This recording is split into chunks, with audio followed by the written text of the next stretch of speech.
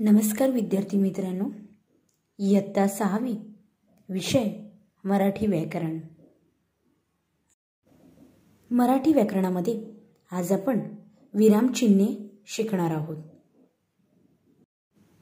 विरामचिन्हाची व्याख्या बघा. आपण जेव्हा बोलतो तेव्हा मधून मधून थांबावेच लागते.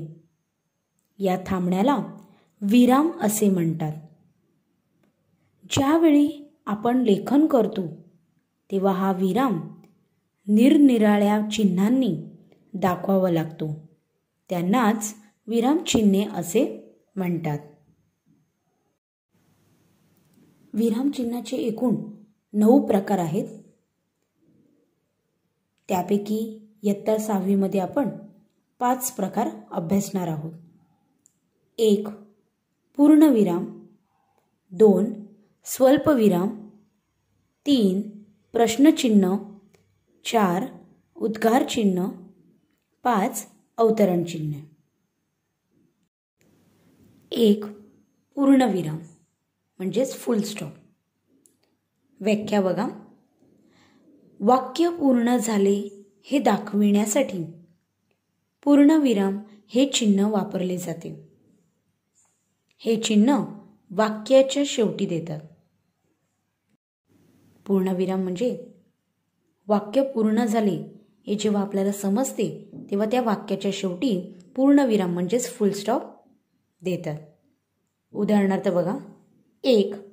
आशा गाणे गाते. येथे वाक्य पूर्ण झालं आहे म्हणून वाक्याच्या शेवटी काय दिलेलं आहे? पूर्णविराम दिलेला आहे. दुसरं बघा. संजू दूध पितो. हे देखील वाक्य पूर्ण झालं आहे म्हणून या वाक्याच्या शेवटी काय दिलेला आहे? पूर्णविराम दिला गेलेला आहे. दुसरा प्रकार बघा. स्वल्पविराम. एकाच जातीचे अनेक शब्द एका पाठोपाठ आले असता स्वल्पविराम हे चिन्ह देतात. संबोधन दर्शविताना स्वल्पविराम देतात.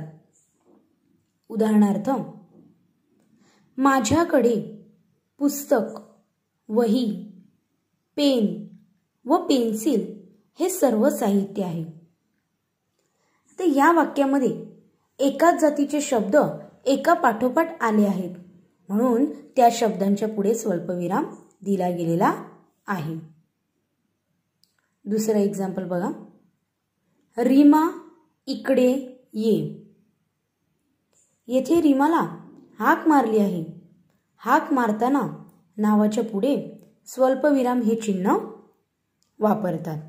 म्हणजेच संबोधन दर्शविताना या चिन्हाचा वापर करतात. तुम्हाला इथपर्यंत समजलंच असेल.